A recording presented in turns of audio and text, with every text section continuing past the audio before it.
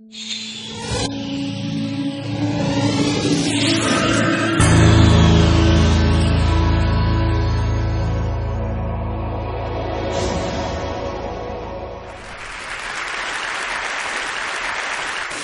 are more Chinese restaurants in this country than McDonald's, Burger King, Kentucky Fried Chicken, and Wendy's combined. 40,000, actually. Chinese restaurants have played an important role in American history, as a matter of fact. The Cuban Missile Crisis was resolved in a Chinese restaurant called Yanqing Palace in Washington, D.C., which unfortunately is closed now and about to be turned into a Walgreens. And the house that John Wilkes Booth planned the assassination of Abraham Lincoln is actually also now a Chinese restaurant called Walk and Roll on H Street in Washington. And it's not completely gratuitous, because wok and roll, Chinese food and Japanese food, so it kind of works out. And Americans love their Chinese food so much, they've actually brought it into space. NASA, for example, serves thermal-stabilized sweet and sour pork on its shuttle menu for its astronauts. So let me present the question to you. If our benchmark for Americanness is apple pie, you should ask yourself, how often do you eat apple pie versus how often do you eat Chinese food, right?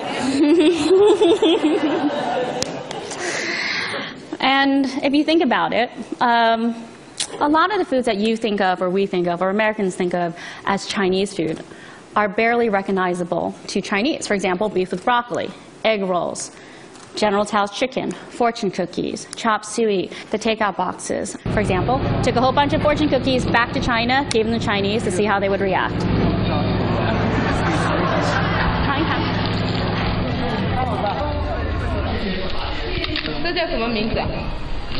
Fortune cookie. What do you want them to do? 还有那个鸡呀。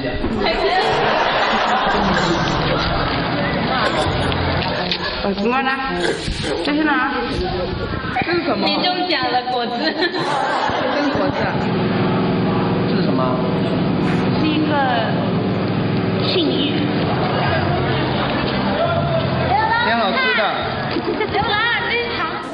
So, where are they from? Short answer is actually they're from Japan.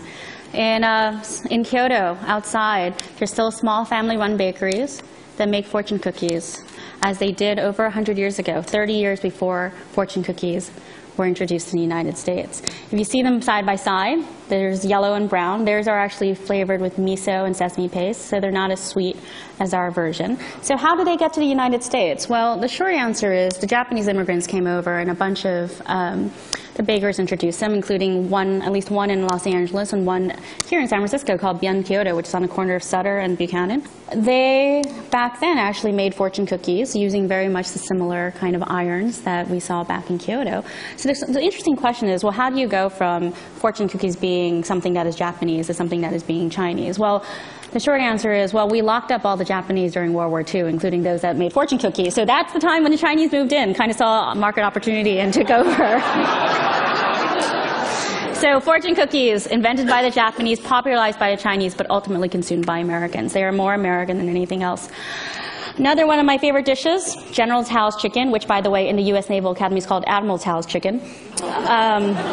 I love this dish. The original name of my book was actually called The Long March of General Tso, and he has marched very far indeed, because he is sweet, he is fried, and he is chicken, all things that Americans love.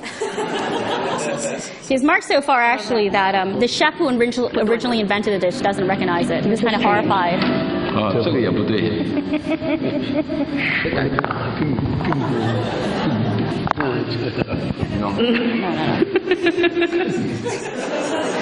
He's in Taiwan right now. He's retired, deaf, and plays a lot of mahjong.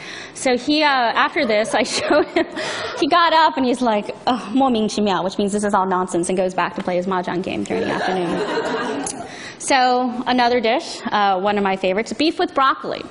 Broccoli is not a Chinese vegetable. In fact, it is originally an Italian vegetable. It was introduced in the United States in the 1800s, but became popularized in the 1920s and the 1930s. In fact, the Chinese have their own version of broccoli, which is called Chinese broccoli, but right now, what they've now discovered American broccoli, and are importing it as a sort of a exotic kind of delicacy. I guarantee you, General Tso never saw a stalk of broccoli in his life, and indeed, that actually was a picture of General Tso. I went to his hometown. This is a billboard that says, "Welcome to the birthplace of General Tso."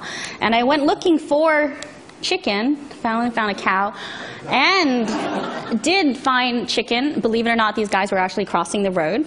And actually found a whole bunch of General Tao's relatives who are still in the little town. This guy's about 5 generations removed from the general. This guy is about 7. Showed them all the pictures of General Tao's chicken that I showed you, and they're like, we don't know this dish. And then they're like, is this Chinese food? Because it doesn't look like Chinese food to them.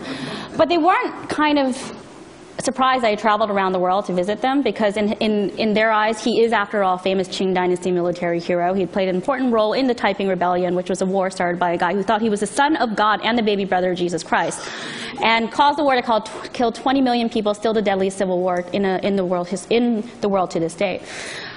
So, you know, I realized when I was there, General Tao is kind of a lot like Colonel Sanders in America, in that he's known for chicken and not war. But in China, this guy's actually known for war and not chicken.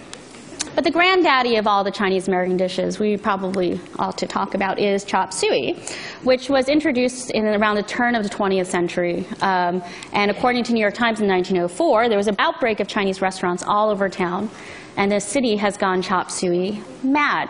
So it took about 30 years before the Americans realized that, whoa, chop suey is actually not known in China. And as this article points out, the average native of any city in China knows nothing of chop suey. You know, back then it was a way to show that you were sophisticated and cosmopolitan. If you were a guy and you wanted to impress a girl, you could take her out on a chop suey date. I like to say chop suey is the biggest culinary joke that one culture has ever played on another, because chop suey, if you translate into Chinese, means da sui, which if you translate back means odds and ends. So these people are going around China asking for chop suey, which is sort of like a Japanese guy coming here and saying, I understand you have a very popular dish in your country called leftovers. And it is particularly... right? And not only that, this dish is particularly popular after that holiday you call Thanksgiving.